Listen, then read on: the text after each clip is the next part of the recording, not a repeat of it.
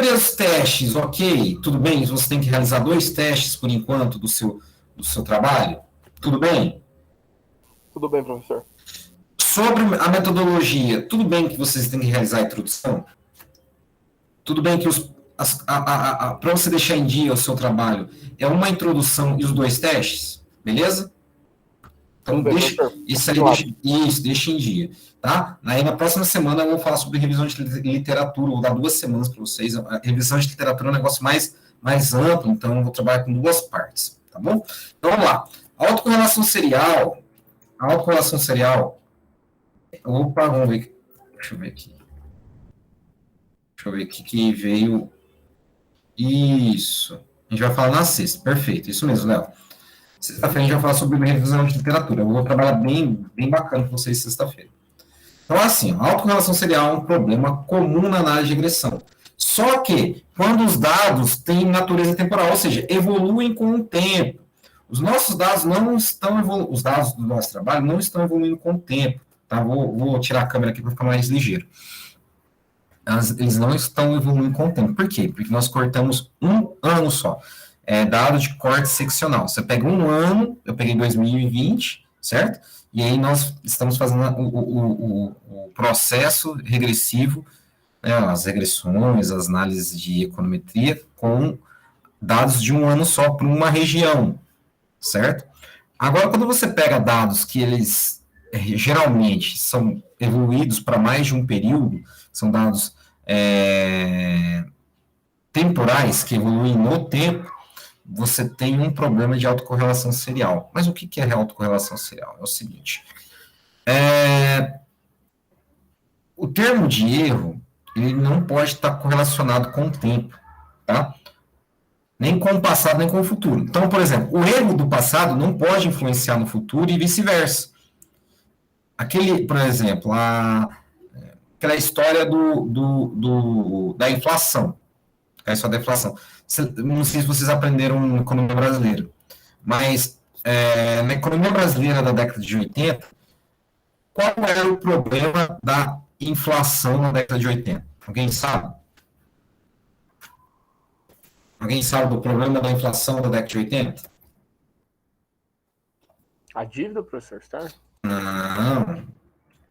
O que aconteceu na década de 80 que a inflação ela era um abismo?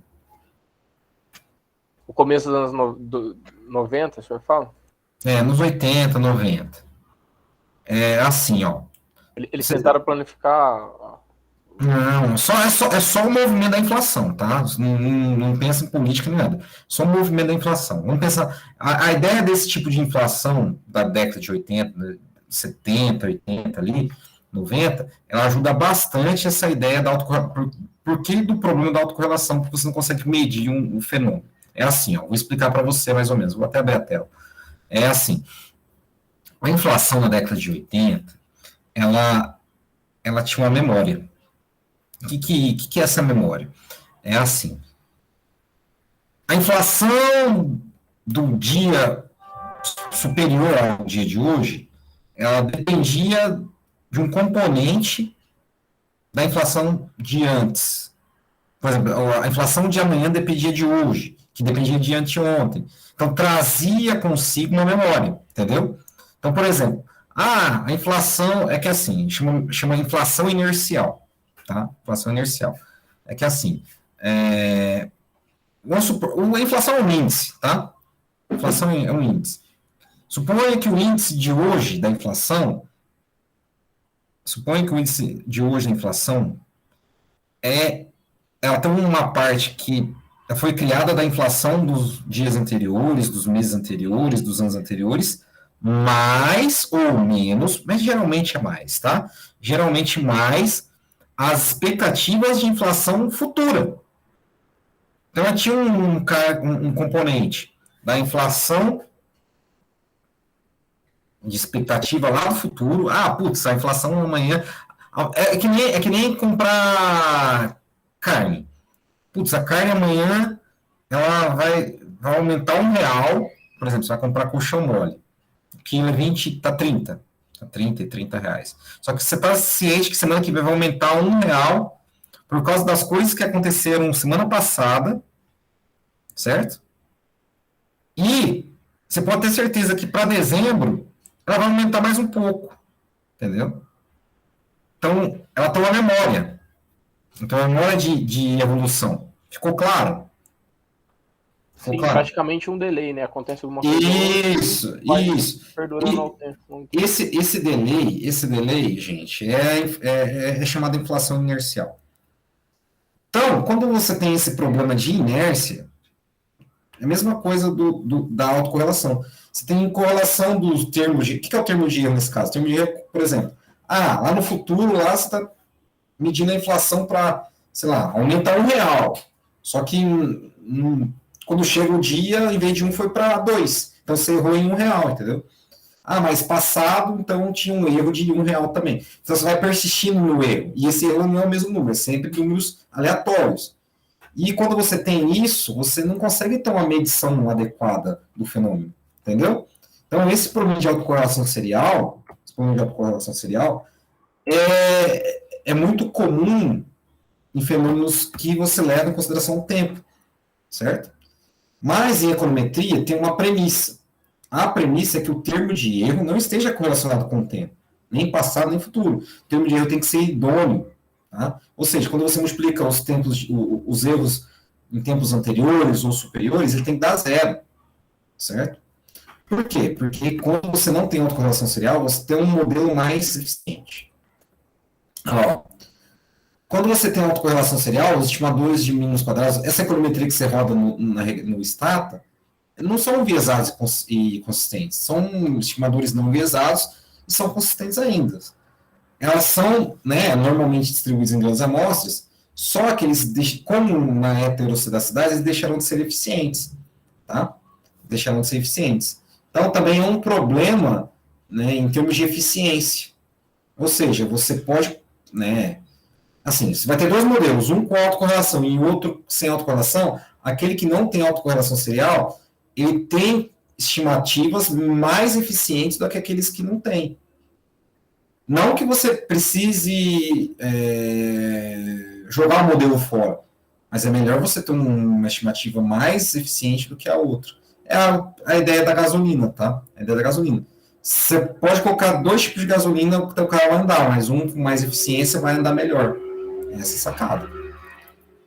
Então, vou fazer aqui uma regressão de um modelo explicativo no consumo no tempo, que o consumo varia no tempo, a renda pessoal que varia no tempo, o salário que varia no tempo, a taxa de juros que varia no tempo. Por quê? A função consumo, para que vocês estão estudando desde o começo do ano, ela depende do quê? Consumo depende da renda. Tá? Depende da renda. Mas você pode incorporar salário e taxa de juros. Por que você pode incorporar salário e taxa de juros? Porque a renda não necessariamente é salário. Certo? Alguém pode me explicar por quê? Porque a renda não necessariamente é salário? Você pode ter uma renda extra. Você pode estar trabalhando em um salário e você pode ter um rendimento que gera para você uma renda, por exemplo, sem estar trabalhando. Você pode investir e tal. Isso. Então, você pode herdar um ativo. Ganhar na loteria. Ganhar na loteria, mas é outra caso, pode ser também, mas é um caso mais difícil. Mas pode herdar um ativo de uma pessoa, de um ente querido, que gera uma renda para você, entendeu? Então, por isso que a taxa de juros também incorpora o consumo. Tá? Então, você tem 3 variáveis que explicam o consumo, Só que aqui é consumo agregado, tá, galera? É macroeconomia, ó. Função consumo dos Estados Unidos. Então, esse consumo é o consumo, do indivíduo referenciado, que é o indivíduo americano padrão agregado. A renda pessoal disponível é uma média da renda disponível nos Estados Unidos, ano a ano. Salário. É o salário médio do americano, ano a ano, não importa a classe de renda. E a taxa de juros é a taxa de juros aplicada nos Estados Unidos. Galera, quem quer fazer um TCC sobre função consumo agregado, é bem legal, porque esses dados de consumo, renda, salário, taxa de juros é fácil de obter. Você pega lá dados, você pega as informações das funções de consumo dos Estados do Brasil para esse período aqui, ou para período mais recente. Você tem essas informações de renda pessoal, salário, taxa de juros, tudo no IBGE. Pronto. Você escreve seu referencial teórico com um livro de macro. Vocês estão aprendendo macro com o ano, então? É isso. Isso. Então, você pode pegar o livro de macro do Menkyo, pegar o livro de macro do Blanchard, ou pegar o livro de macro de quem mais? Do Florian, ou do... Deixa eu ver. Como é que tem que colar aqui? O manual de macroeconomia da USP. Você pode pegar aquele, né, o capítulo sobre consumo, né, que é uma função macroeconômica, e você pode fazer um TCC só disso. É muito fácil, tá? É muito fácil, porque esses dados você encontra no IBGE agregado, de 1900 e bolinha até 2020, e rodar o mesmo modelo. E só fazer os testes. Só realizar os testes de hétero, de alto e multi. Pronto. Entendeu? Acabou. Você já tem um TCC de macro filé. Entendeu? O função consumo do Brasil entre tal ano e tal ano. Pronto. Não tem problema. Já tem. Um TCC da hora. Olha só. O modelo é duplo log nas variáveis passíveis de transformação e fica do seguinte modo. Então vai ser assim, tá, galera? Então vamos pegar aqui os dados, eu vou abrir o Stata com vocês, vou dar esse modelo, tá bom? Vou mostrar para vocês primeiro o banco de dados, para vocês entenderem como é a composição desse banco de dados, para vocês entenderem como funciona.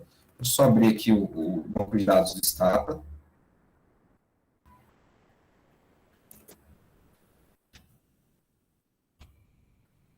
Só um pouquinho. Então, olha só. Vai aparecer para vocês.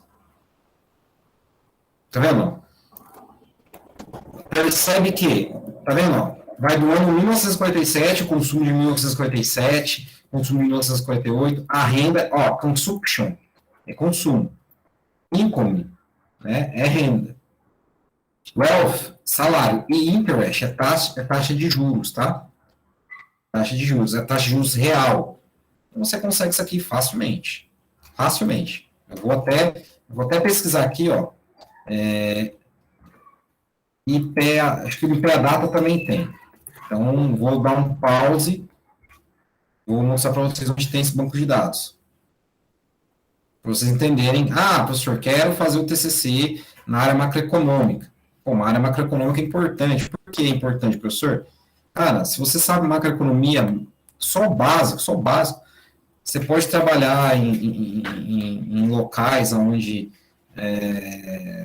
necessitam de boletins e informações macroeconômicas diárias, ou semanais, ou mensais, onde você pode ser um consultor macroeconômico de empresas, ou trabalhar na parte de investimentos, entendeu? Por exemplo, se você quer trabalhar na XP aqui em Londrina, você pode, se você pegar a firma de macroeconomia, ser um consultor de macroeconomia. Só consultor, só sentar ali, mexer nas projeções, olhar os indicadores e tal, o salário não é ruim não, tá? Então, assim... O senhor tem noção de média salarial? Sim. Vai por 5 mil, né? 5 mil. 5 mil fácil, dinheiro fácil, cara. Aqui, ó. Sim. Vamos ver os indicadores macroeconômicos, tá vendo? IPEA-Data, você vai... primeira coisa, eu vou vulgar aqui para você. Vou vulgar. Digita IPEA-Data. Se não der, você vai no IBGE, tá? Puta, vulgar foi meu Google, meu Gmail, né? Peraí.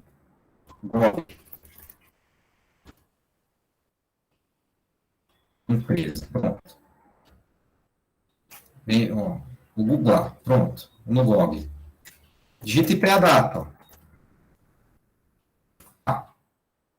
IPEA-Data tem bastante... Assim, eu não sei como está a atualização dos dados do IPEA-Data, mas tem um point chamado macroeconômico.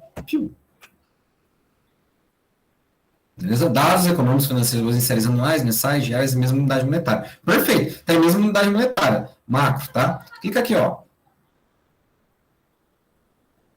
Você pode ir metadados, né, nas fontes, tal, tudo. Aqui tem as informações das fontes, né? Séries mais usadas, ou séries históricas, ó. Tá vendo? Consumo e vendas. Pronto, consumo. Tá vendo? Vamos observar. Tá vendo aqui, ó? Consumo de carvão. Eu tenho várias denominações, tá, de consumo. Consumo aparente, de querosene e tal, tudo. Então, tem consumo. Então, aqui é o consumo em termos de um bem, tá? Que você pode usar como referência de consumo, não tem problema. Tá? Consumo de querosene sobre quantidade e tal, tudo. Nossa, mas tem dados aí que tá um período bem, tipo, olha lá, 1900 a Ah, 1940. sim, mas isso aí é outro tipo de estudo, né? Então, aqui você vem aqui, né? Séries históricas de contas nacionais. E que você pode observar, né? Sendo que as contas nacionais também é uma porcaria, né? E assim você vai manipulando, tá? Aí, professor, tá vendo? O Léo falou, tá bem atrasado aqui. Vai no IBGE. Vai no IBGE. Vê se tem alguma coisa. Mas dados são fáceis de encontrar. Tá vendo? IBGE. Séries macroeconômicas. Digita aqui, ó. Digita macro. Macroeconomia. Ah, isso vai dar.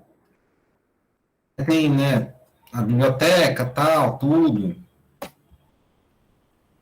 Vem estatísticas, ó. Econômicas, tá vendo? Contas nacionais. Pronto. Então aqui você tem o sistema de contas nacionais. E aqui você pode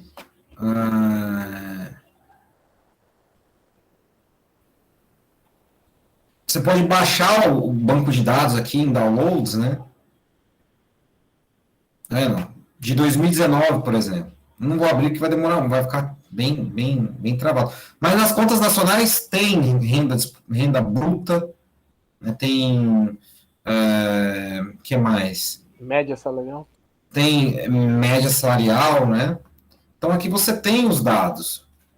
Mas no Stata, quando você vai. Assim, Professor, mas esses dados aí eles são divididos, já são trabalhados ou como é que é? já são dados finalizados. Então é grande o negócio ali. Não, dados finalizados você pega o geral. Pega do Brasil, entendeu? Não, entendi. Então, mas não tem separados deles. Desagregados, você está dizendo? Isso. Porque, muito bem. Muito bem. Então, agora eu tenho que abrir esses dados aí, né?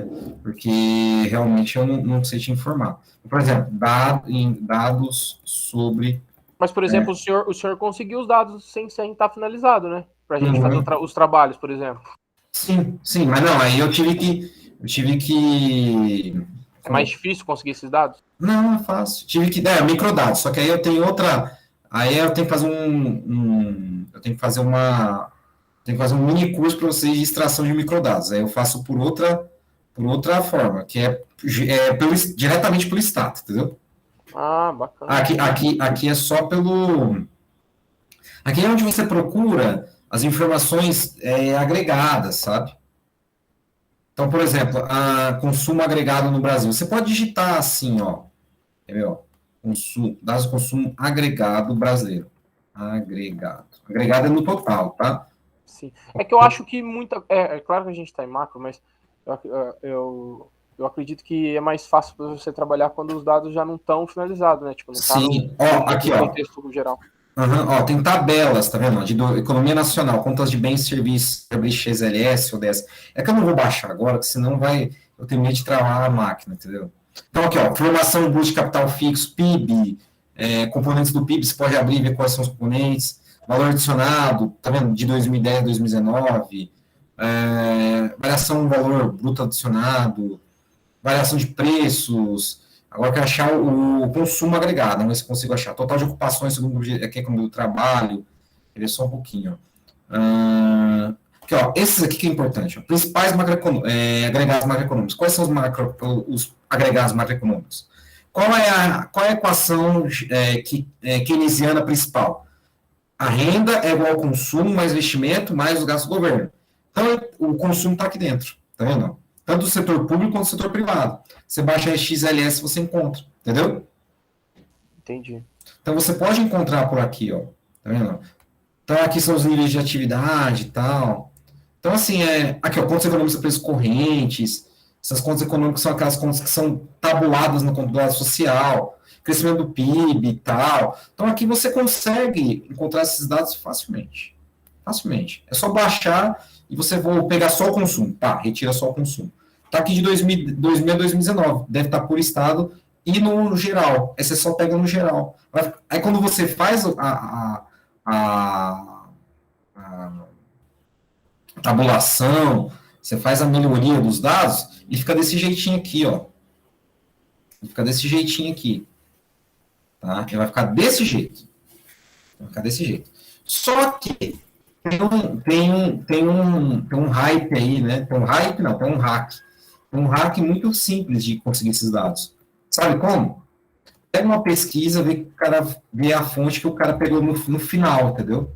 Aí você rouba essa fonte. Tipo um artigo já? E você pega por exemplo, às vezes o cara agregou tudo e já tem isso, ele tem esse banco de dados disponível. Você só cita aqui, vou usar o banco de dados do camarada, e já está tudo agregadinho. Mas não Ou você pode ir na fonte do cara e pegar os próprios dados. Isso, para fazer seus próprios dados. Mas, conforme eu disse para vocês, se você pega o IBGE, o IPEA, que o IPEA acho que foi desatualizado para realizar o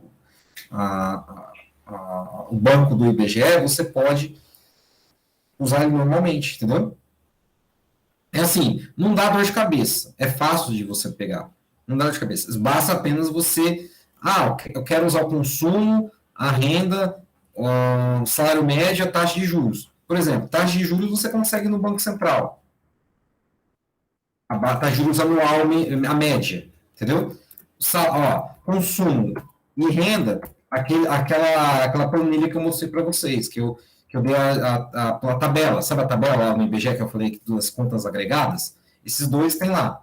E o salário, você pode partir a partir de que parâmetro? Salário médio da população, entendeu? O salário médio da população em 2000 foi tal, entendeu? R$2.000, aí você pega lá as informações de salário médio, entendeu? Então é simples, cara. É bem simples, não é difícil.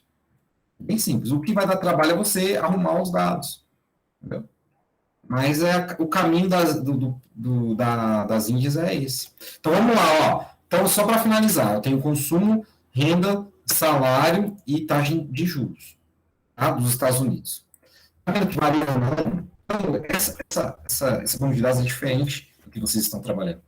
Vocês estão trabalhando, eles variam indivíduo a indivíduo. Você tem um banco de dados de, sei lá, 10.000 observações, 8.000 observações, muitas observações. Por isso que o teu banco de dados é rico. Tá? Você pode realizar estimativas ali, entendendo para a lei dos grandes números, que você vai ter ali, então, umas estimativas bacanas, tá?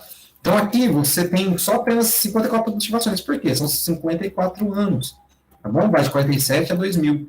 Beleza? Nesse caso aqui, ó, se roda a regressão da seguinte forma. Vamos mudar aqui a tela para a tela do comando do R, eu dei aula de R para vocês, sei lá, tô confundindo tudo agora, é stata. A aula de stata, da seguinte forma. Regressão, tá? O LN hoje é possível, tá, galera? Hoje é possível. Não tem como dar LN só um pouquinho que eu vou ter que pegar a bateria aqui. Acabou a bateria. Não tem como... Eu tô aqui na tela, tá? Não tem como dar regressão em variável que tem número negativo, tá? Então, na taxa de juros lá, real, não tem como aplicar LN. Então, eu vou deixar em nível. Então, vou aplicar LN na taxa não, no consumo, na renda e na riqueza, beleza? Então, vai lá. Consump, tá? Consump, que é LN com, ó, Consump, não. É o logaritmo do consumo. Depois, o logaritmo do DPI. O que é DPI, professor? DPI é a renda, tá? Logaritmo da renda. Ó, LNDPI, que eu sei que o PI é Personal Income, tá? D eu não lembro agora. Esqueci.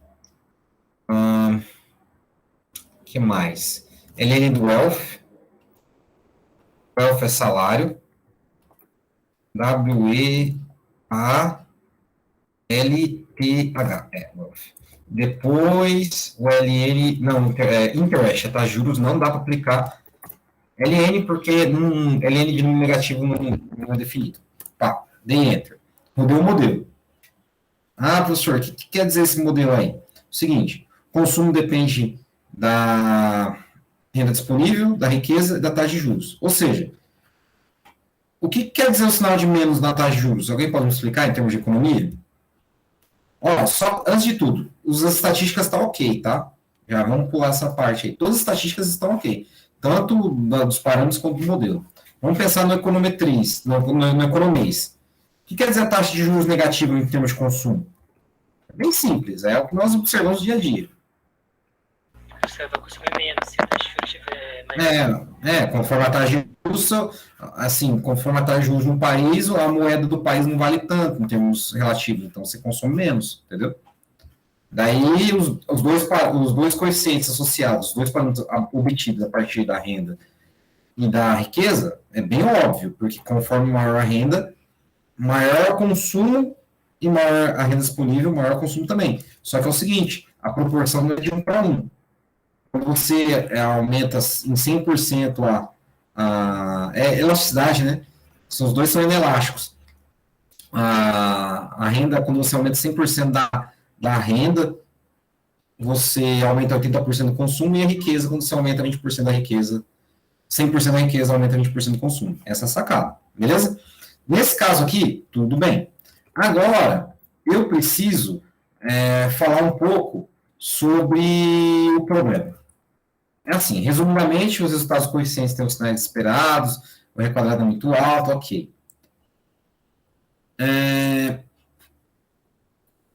Acontece o seguinte, tem uma palavra em econometria que é, assim, o cara que faz econometria fala que é econometrista por causa dessa palavra, chamada espúria, tá? Espúria, E-S-P-U-R-I-A. Se o cara, assim, eu conheço um monte de amiguinho, tal, tudo, que se acha econometrista, e é o seguinte, espúria... Significa que não é real, né, professor? Espúria quer dizer que a relação estatística existente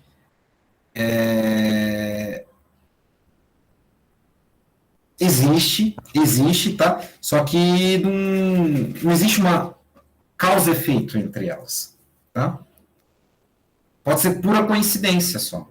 Que a gente não tem certeza. Isso. Só que o econometrista, assim, que fala que é econometrista, ele usa essa espúria para tudo, para explicar, entendeu? É coisa da estatística. Isso aqui, aquilo. Ele usa a palavra espúria como desculpa. Nesse caso aqui, nós temos que analisar se essas correlações são espúrias ou não. Então, quando você tem a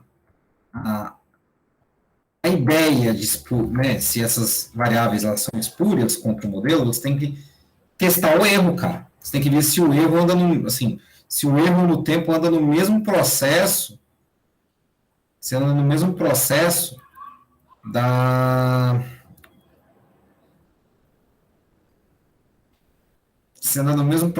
de um padrão.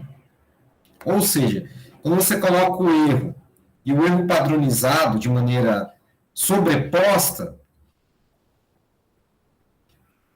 se aquilo se mantém, aí você tem problema. O que o professor quis dizer com isso? O professor quis dizer o seguinte: Como eu posso explicar para vocês? Deixa eu pensar. É o seguinte, ó. Quando você faz um modelo e você acha que essas variáveis estão informando que o consumo aparente é uma relação espúria, você tem que pensar no seguinte: ela vai ser espúria se seu termo de erro, mesmo quando você padroniza o termo de erro, mantém a mesma cara, mantém o mesmo processo. Aí é espúrio.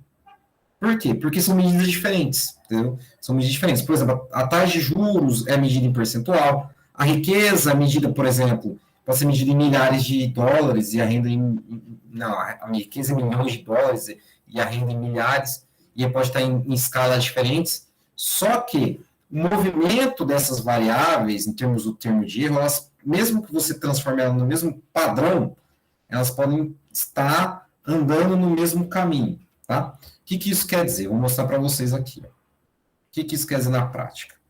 Vou mostrar porque eu tenho os gráficos. Não vou fazer aqui, não. É assim, ó. Aqui, ó, resumidamente, né, os resultados coeficientes temos os sinais esperados com o econômico do R quadrado, e o valor do R quadrado é alto, muito próximo de 1. Ok, legal isso. Só que esse resultado pode... lá, o que eu falei. Pode indicar que haja correlação espúria. Se é uma causa, né, se é uma causa aparente. Pode ser estatisticamente correlacionado, mas não tem uma relação econômica fiel, fidedigna. Então, para verificar se o modelo possui autocorrelação, você aplica os seguintes testes. Primeiro, o método gráfico, método padrão. O que é o método gráfico? É o seguinte, o método gráfico é bem simples, tá? Eu vou até pegar, eu só não lembro o comando no stata, mas vou pegar aqui, vou fazer uma colinha, porque é muita coisa para a cabeça. Quando você tem, né? Quando você tem os erros, você tem um comportamento dos erros conforme o tempo. Só quando você padroniza os erros, coloca no mesmo gráfico, se ele tiver no mesmo comportamento, isso é um indício que os erros estão correlacionados com o tempo. Tá? O que isso quer dizer? Deixa eu só pegar aqui a cola do teste. Espera aí. Cadê? Cadê a colinha do teste? Só um pouquinho. Eita. Tá. Não lembro agora. Amanhã eu trago para vocês. Eu fiz aqui o ano passado e você não lembra. É assim, ó. Método gráfico. Tá vendo? Vocês estão observando aqui o método gráfico? Eu fiz ano passado, eu não lembro desse ano. Como é esses comandos no stata, eu mostro para vocês amanhã. É o seguinte. Observe.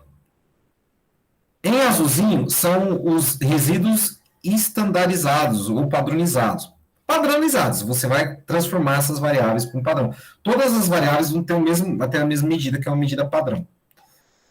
O que está em vermelhinho são os termos de erro, tá? Do modelo. O que você pode notar com isso? Amanhã eu trago para vocês esses comandos, tá? Eu fiz aqui o ano passado, agora realmente eu não lembro quais são os comandos, é muita coisa na minha cabeça. O que vocês podem notar aqui? Não tá muito parecido um com o outro? Sim, tá bem próximo. Se está bem próximo, então é um grave indício de autocorrelação serial, tá? Amanhã eu mostro para vocês como faz esse gráfico, mas é fácil. Eu acho que é... não lembro de cabeça agora, porque eu estou com outro tipo de programação na cabeça e eu vou ficar tentando aqui e não vai dar, tá? Eu fui para o Python, esqueci do stata. Vamos lá. Então, observe que as linhas do resíduo padronizado sobrepostas apresentam um comportamento muito similar, que isso pode indicar autocorrelação serial, tá bom? Entretanto, lembra que eu expliquei para vocês Jesus amado, em estatística, um gráfico chamado gráfico de dispersão? Vocês lembram disso? Vocês lembram do gráfico de espalhamento dos dados? Ixi, professor, não estou lembrado. Esse aqui. Vocês lembram desse aqui? Desse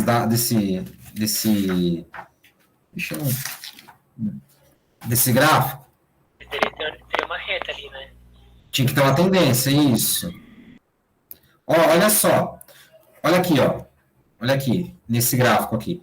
Conforme você vai andando para a direita aqui, nos erros que não estão padronizados, e conforme você vai andando para cima, nos erros, né, padronizados, o que está acontecendo? Ele está indo, né? Você pode colocar uma linha de tendência, não pode? Que ele está crescendo, não é verdade? Aqui, ó. Se você colocar uma linha de tendência, ele, né? Ele está indo para ele está indo, né? Ascendente. Isso quer dizer que eles estão provavelmente correlacionados positivamente. E se eles estão correlacionados, desculpa, gente, falei besteira aqui. Aqui não são, aqui não, você não tem relação dos resíduos e resíduos padronizados. Aqui é o resíduo, e aqui é o resíduo defasado uma unidade. O que isso quer dizer, professor? Você pega o resíduo. O que é resíduo, pessoal? Termo de erro, por exemplo. Consumo lá é tal, num ano, consumo é 100, e aí o resíduo, o erro, nesse caso, é que aquele 100 que é observado, quando você estima o modelo, é 120, por exemplo, então o erro é 20. Isso aí é chamado resíduo. Só que aqui a gente está pegando o resíduo em relação ao tempo. Então, você pega o resíduo aqui de 1949, 1950, e aqui você tira uma unidade. Você começa a contar em 1948, por exemplo. Uma unidade anterior, um ano anterior. E você tem a correlação positiva dos resíduos com os resíduos do ano anterior. Tá? Então, note que o resíduo e o resíduo defasado estão correlacionados positivamente, indicando autocorrelação serial. Tá? Nesse caso, você está vendo no método gráfico que você tem uma possibilidade de autocorrelação serial. Uma possibilidade. Amanhã eu vou ensinar como testar isso. Você usa os métodos gráficos para você, puxa, tá tendo algum problema aqui. Tá? Amanhã para você estimar, né, professor? Para você ter uma noção do que está acontecendo. Tá? Amanhã eu vou fazer de novo, amanhã eu prometo que eu vou fazer os gráficos no Stata, tá? Vou mostrar quais são os comandos desses dois. E amanhã a gente vai fazer o teste Durbin-Watson, vou explicar como é o procedimento do teste de Durbin-Watson, e aí eu vou explicar, né, a hipótese nula, a hipótese alternativa, que é o único teste que você faz para autocorrelação, tá? O teste de Durbin-Watson, ele é batata. Ele vai indicar se tem autocorrelação ou não, se é positiva, se é negativa, tá? Mas é um teste bem direcionado. Se tiver, aí eu vou explicar na segunda que vem como corrigir. Não é corrigir modelos que têm autocorrelação não são tão difíceis assim como de heterocidade. Mas,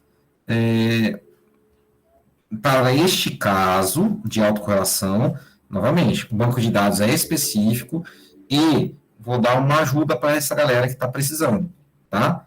Realize, né, a atividade de autocorrelação, que eu vou dar uma nota, vou dar uma ajuda, vou dar um upgrade na média, certo? Vou tentar convergir a sua média para uma média próxima de 7, para quem está lá embaixo, para quem está com 6 e 8, vou tentar jogar para cima de 7, mas faz bonitinho, tá?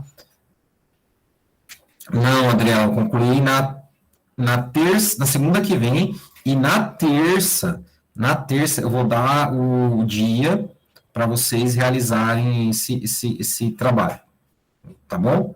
Então, concluo na segunda que vem, e na terça eu vou dar o dia inteiro, das 9 às 11, que vocês concluam esse trabalho, porque eu vou fazer, assim, um ajuste de nota. Ah, tá com 6 e 8, vou jogar lá para cima de 7, tá com 5, sei lá, acho que não tem ninguém com 5, tá com 6 de média, vou jogar para 6,5, entendeu? Para que você não, assim, para você não falar, professor, olha, não estou tendo dificuldade, blá, blá, blá, para não tirar um mínimo de peso da minha consciência, tá? Porque eu não quero que vocês fiquem aí passando sufoco, tá? Então, eu vou dar uma ajuda nessa parte de autocorrelação, mas vocês vão realizar a atividade, tá? Eu deixo na terça-feira que vem. E aí, aquela galera que está com 9,9, 9,8, faz para ficar com 10. Tá? Porque eu tenho certeza, quem está com 9,9, 9,8, 9,7, 9,5 para cima ali, 9,6, essa galera aí fazendo essa atividade, meu, não tem como não dar 10 na média, entendeu? Tá? E a galera tá com 8, 8,5, faz para ficar com 9, para aumentar mais a nota, ficar mais tranquilo ainda, tá bom? Tudo bem? Tranquilo? Beleza, professor. Valeu, então. A gente se vê amanhã para a gente terminar essa parte aí de autocorrelação na parte de método gráfico e método do resíduo. E amanhã eu falo do teste de Derby-Watson. Valeu, obrigado. Até mais. Tchau, tchau. Fechou, professor. Boa noite. Boa noite. Tchau, tchau. Boa noite.